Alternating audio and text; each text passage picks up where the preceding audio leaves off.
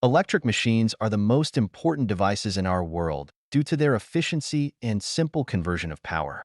They are classified into four main categories based on their construction and the type of current they use: direct current or alternating current. The four categories are transformer, induction machine, synchronous machine, and DC machine.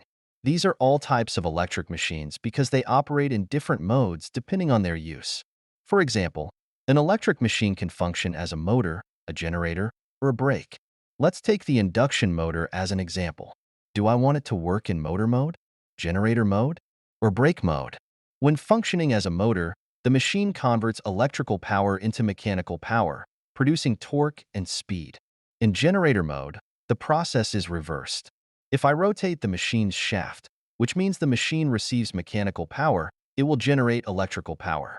In brake mode, if we connect a DC generator at the motor shaft and at the generator terminals we connect a load, the generator will oppose the motor, producing torque and trying to stop the motor.